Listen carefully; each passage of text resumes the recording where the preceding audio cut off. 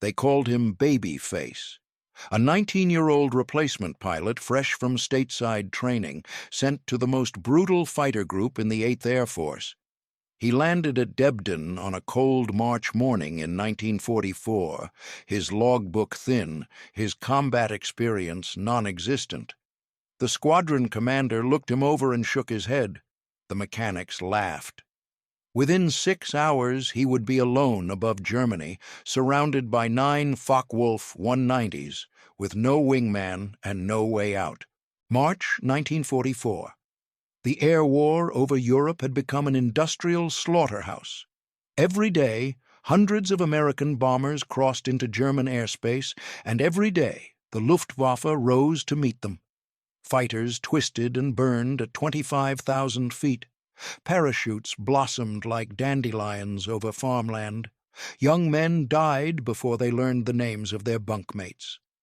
The 8th Air Force was bleeding pilots faster than training schools could replace them.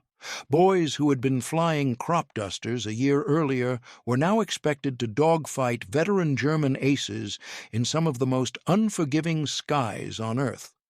The P-51 Mustang was the best fighter America had, but it could not fly itself. In the hands of a novice, it was just an expensive coffin.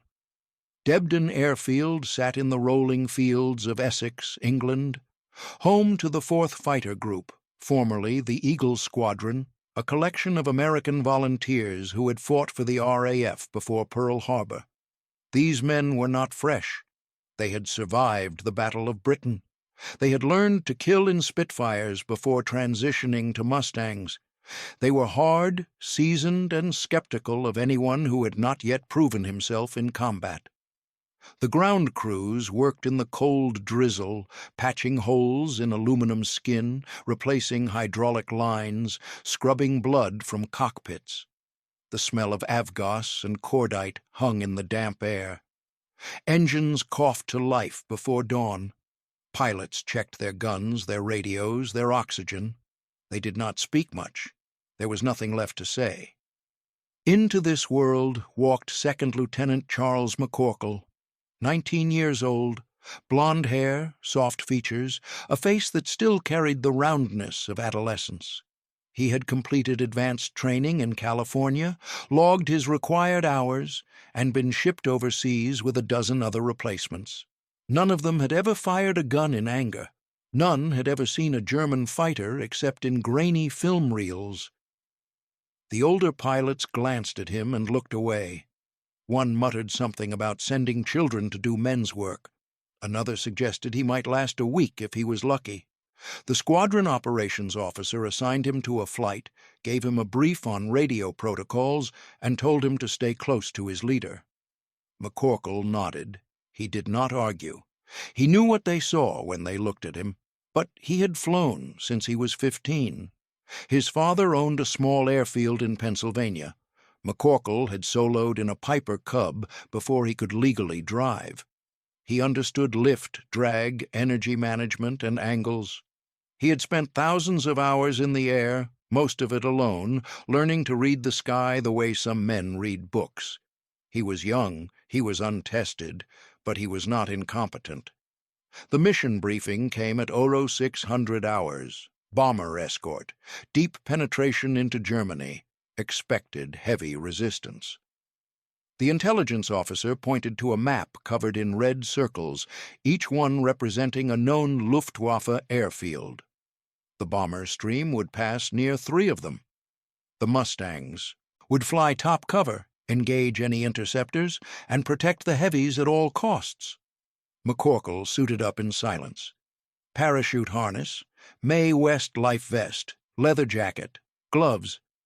He walked out to his assigned aircraft, a P-51B with the identification letters QPM. The crew chief, a sergeant from Ohio, gave him a quick rundown of the plane's quirks. The throttle stuck a little at high RPM. The radio could be temperamental. The guns were bore-sighted at 300 yards. McCorkle listened, nodded, and climbed into the cockpit. The Merlin engine roared to life. 1,200 horsepower shaking the airframe. He ran through the checklist, tested the controls, checked the fuel mixture. Around him, 30 other Mustangs were doing the same. The noise was deafening. The air shimmered with heat and exhaust. They took off in pairs, lifting into the gray English morning.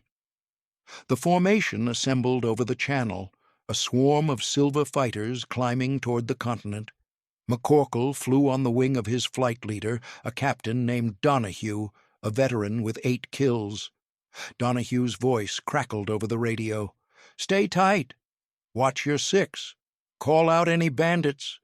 McCorkle acknowledged. They crossed the coast of France at 18,000 feet. Below, the scarred earth of occupied Europe stretched toward the horizon.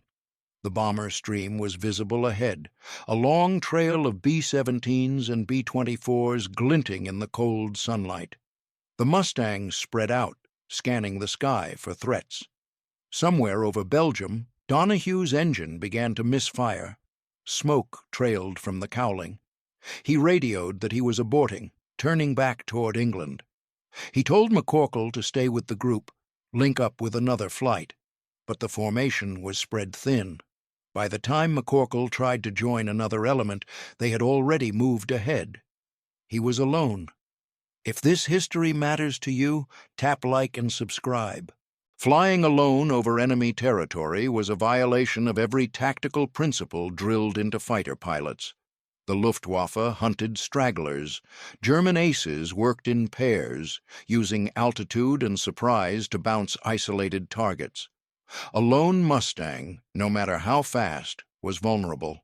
McCorkle knew this, but turning back meant abandoning the bombers. It meant admitting he could not handle the mission. It meant proving the veterans right. So he stayed. He climbed higher, up to 25,000 feet, where the air was thin and the visibility stretched for miles.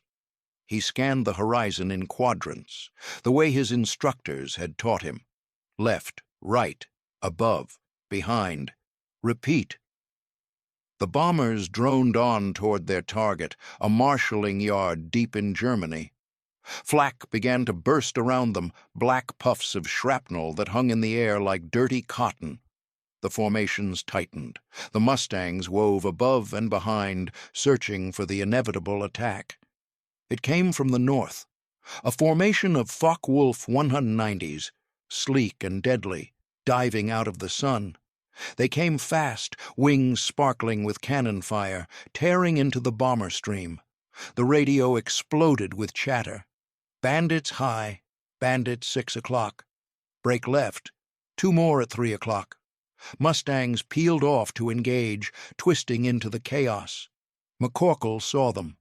9 FW-190s in a loose gaggle, climbing back up after their first pass.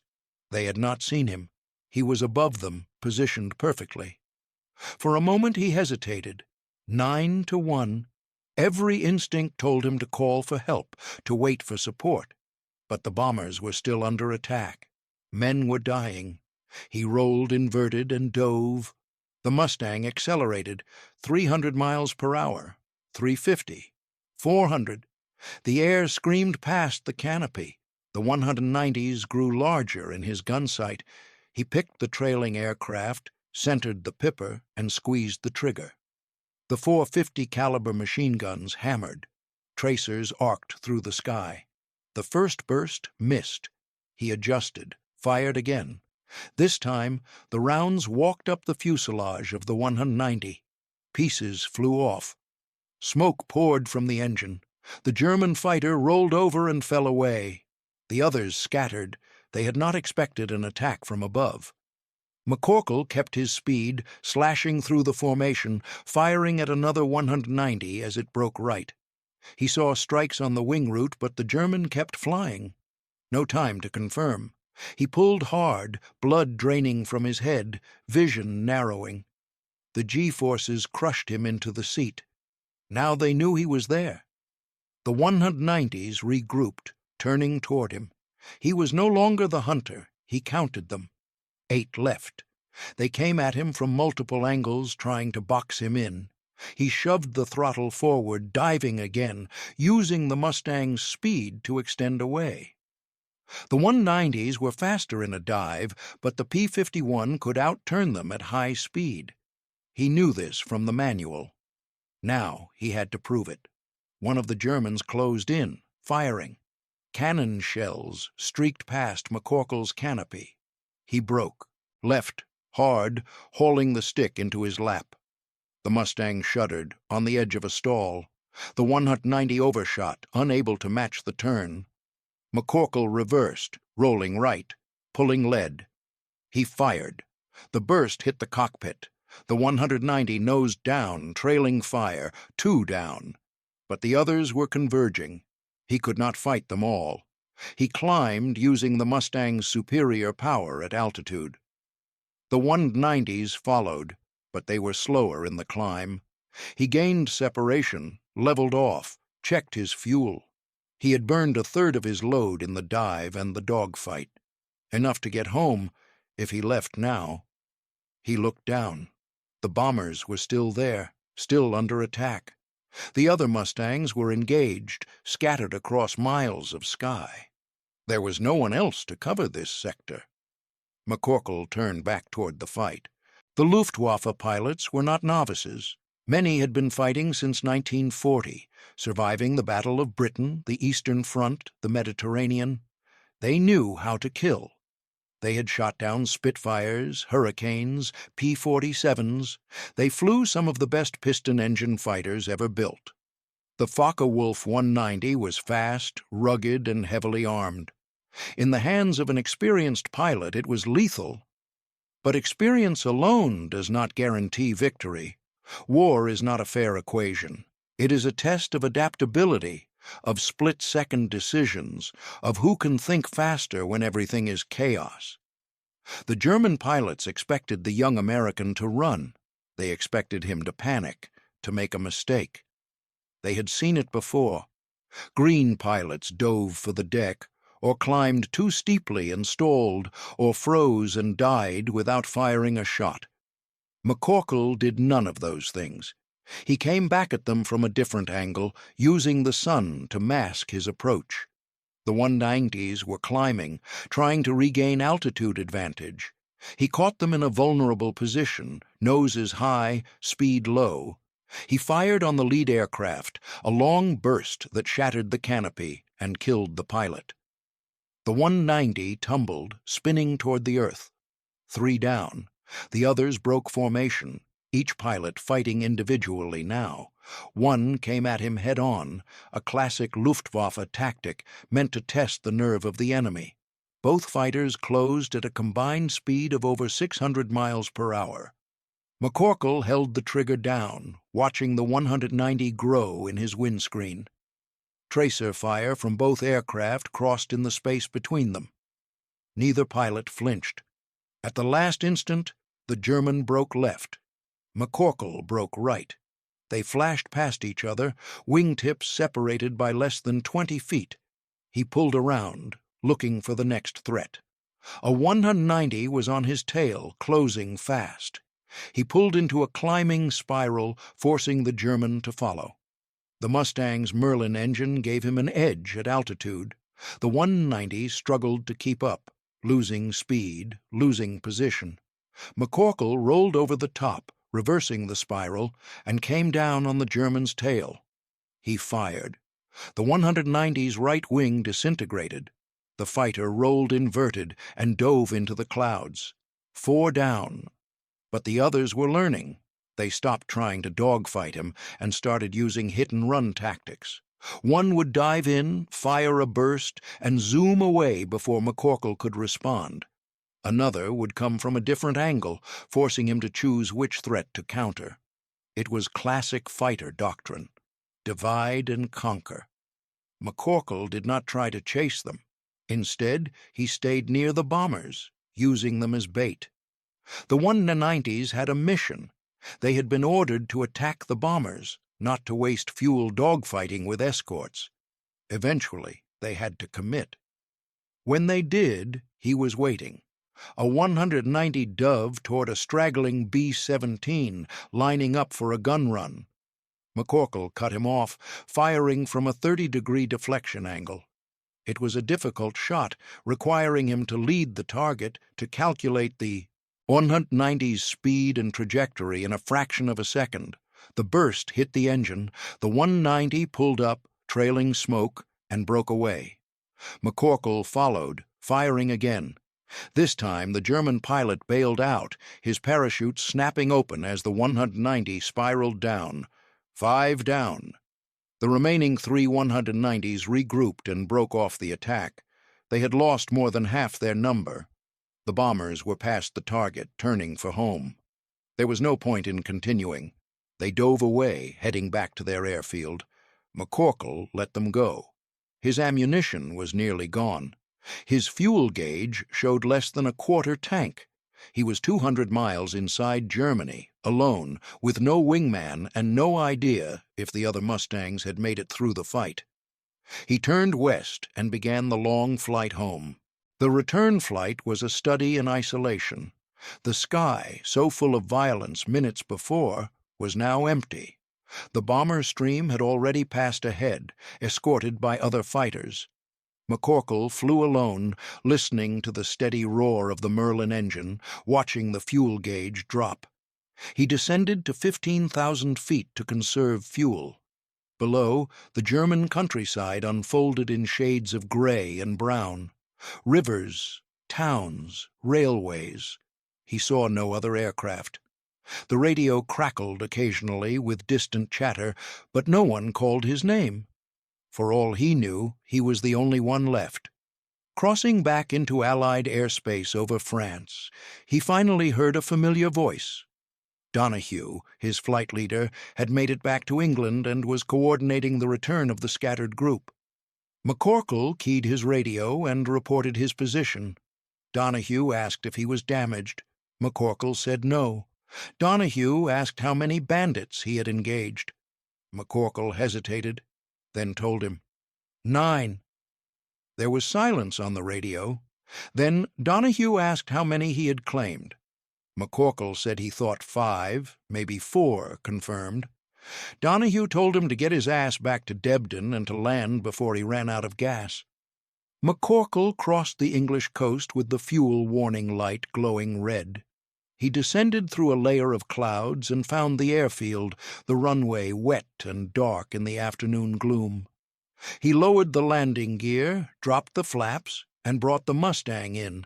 The wheels touched down smoothly. He taxied to the hard stand, shut down the engine, and climbed out. The crew chief was waiting. He walked around the aircraft, examining the skin. No bullet holes, no damage. He looked at McCorkle and asked if he had seen any action. McCorkle said he had. The crew chief counted the empty shell casings scattered inside the gun bays. Over 1,000 rounds expended. He whistled. The intelligence officer debriefed him in a small office, smelling of coffee and cigarette smoke. McCorkle described the engagement, the number of enemy aircraft, the altitude, the times, the results. The officer took notes, asked clarifying questions, and told him they would review the gun camera footage. McCorkle had forgotten about the camera. Every burst he fired had been recorded. That evening, the footage was developed and screened. The squadron gathered in the briefing room, pilots and ground crew crowding around the projector. The film showed everything. The first 190 breaking apart under fire, the second diving away, trailing smoke, the third tumbling out of control, the fourth losing a wing, the fifth pilot bailing out. The room was silent. When the film ended, someone began to clap. Then others joined. The squadron commander stood and shook McCorkle's hand. Donahue, the flight leader who had aborted with engine trouble, put a hand on his shoulder and said he was glad to have him on the wing. McCorkle did not smile. He did not feel like celebrating. He had just killed 5 men, maybe more. He had watched them fall, watched their aircraft disintegrate, watched a parachute open, and a man drift down toward a land that was no longer his. It was not glorious. It was not clean. It was simply what he had been sent to do. But it was also proof. Proof that youth was not the same as incompetence.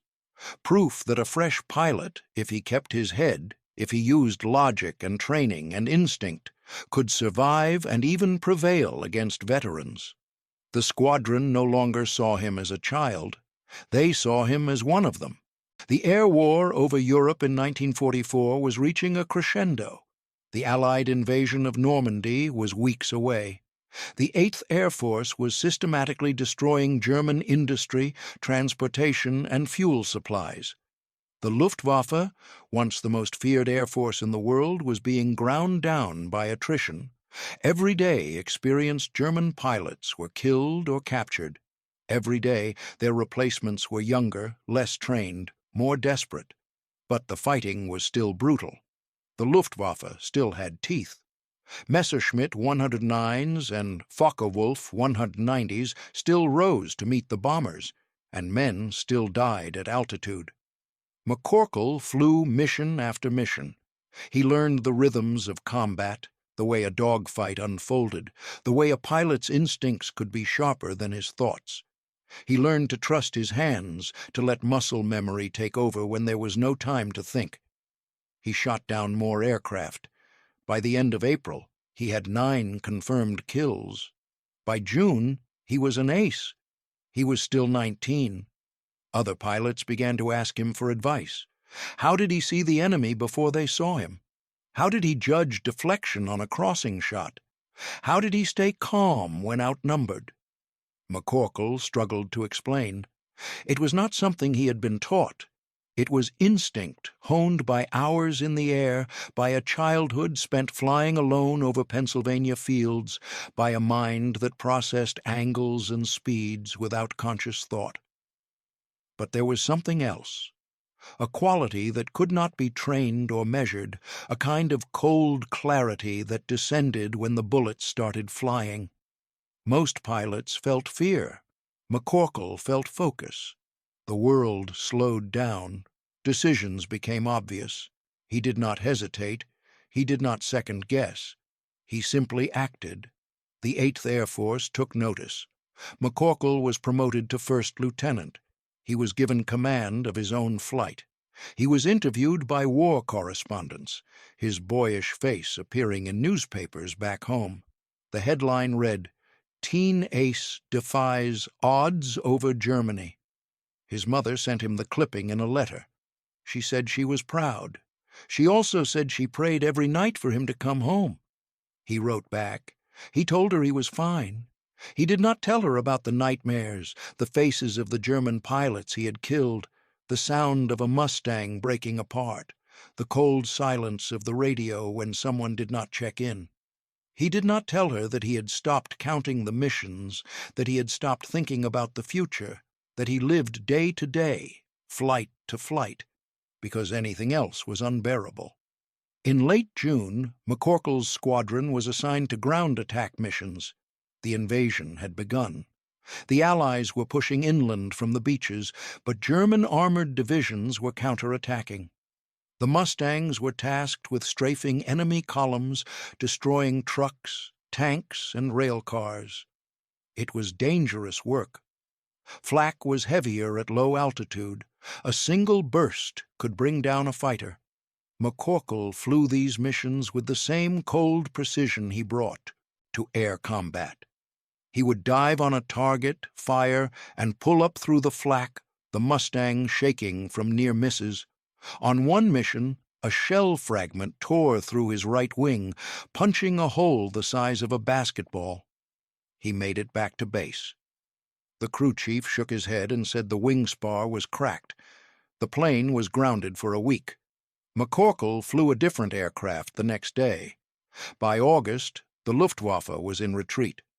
The skies over France were largely clear. The bombers flew deeper into Germany with fewer losses. The Mustangs ranged ahead, shooting up anything that moved.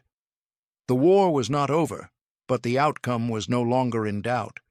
McCorkle's final tally was 21 confirmed kills, with several more probables. He flew over 100 combat missions. He was awarded the Distinguished Flying Cross and the Air Medal with multiple oak leaf clusters. He was 20 years old. The end of the war in Europe came in May 1945. McCorkle was still in England when the news broke. The squadron gathered in the mess hall, drinking and shouting, some men crying. The war was over. They had survived, but the celebration felt hollow. So many had not made it. Empty bunks, missing faces, names scratched off the duty roster. The cost had been staggering. The 8th Air Force alone had lost over 26,000 men, pilots, gunners, bombardiers, navigators, boys who had left farms and factories and colleges and never came home. McCorkle sat alone in the corner of the room, nursing a glass of whiskey he did not drink. He thought about the first mission, the 9 FW-190s, the moment he had decided to stay and fight. He thought about the men he had killed, the ones whose faces he had seen in the gun camera footage, the ones who had died because he had been faster, luckier, better.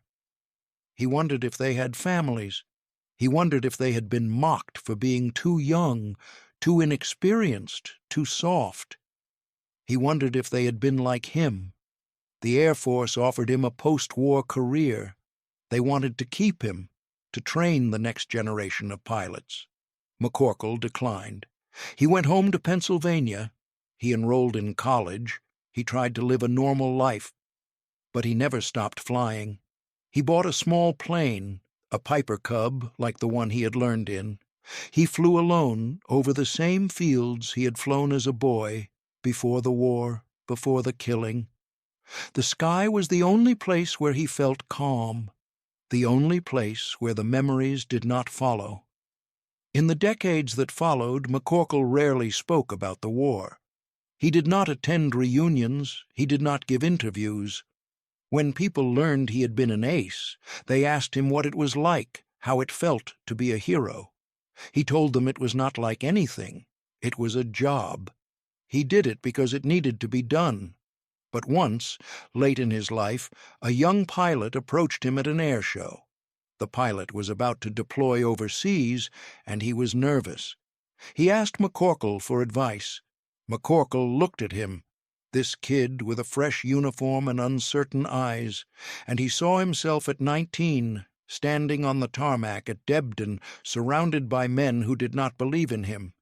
He told the young pilot to trust himself, to remember his training, to stay calm when everything around him was chaos, and if he found himself alone, outnumbered, with no one to help, to remember that fear and competence were not the same thing, that being young did not mean being weak. That courage was not the absence of fear, but the decision to act in spite of it. The young pilot thanked him and walked away. McCorkle watched him go, wondering if he would make it, if he would survive whatever war awaited him. He hoped he would. He hoped that the lessons paid for in blood over Germany would not be forgotten. Charles McCorkle died in 2003 at the age of 78. His obituary mentioned his service, his medals, his record as an ace. It did not mention the nightmares, the weight he carried, the faces that never left him. It did not mention that he had been 19 when he fought 9 enemy fighters alone and lived to tell about it. But the story survived. It was passed down among pilots, told in ready rooms and hangar bars, a reminder that youth is not weakness, that skill is not the same as age, that sometimes the most dangerous pilot in the sky is the one no one expects. The Mustang he flew that day, QPM, was scrapped after the war. The gun camera footage is archived, a silent black-and-white film of a young man doing what needed to be done. The official records list his kills, his missions, his awards. But the numbers do not capture what happened that March morning in 1944 when a teenager with a baby face and a sharp mind climbed into a fighter and proved that courage and competence have no age limit. War is not fair. It does not care about experience or seniority. It only cares about who can think faster, shoot straighter, and survive longer. McCorkle survived because he understood that. He survived because he did not let fear or doubt cloud his judgment. He survived because when everyone else saw a child, he saw a pilot. The lesson is not that youth should be sent to war. The lesson is that when war comes, those who fight it should be judged by their actions, not their appearance. That leadership and courage can emerge from unexpected places. That the quiet kid in the corner, the one no one takes seriously, might be the one who changes everything. McCorkle never wanted to be a hero. He wanted to fly. The war took that from him, turned it into something darker, something stained with violence and loss. But it also revealed something essential, that in the crucible of combat, character is tested in ways that peacetime never demands. That some people, when everything is on the line, rise to the moment, not because they are special, but because they refuse to quit. The sky over Debden is quiet now. The airfield is gone, returned to farmland. The men who flew from there are almost all gone, too, their stories fading with them.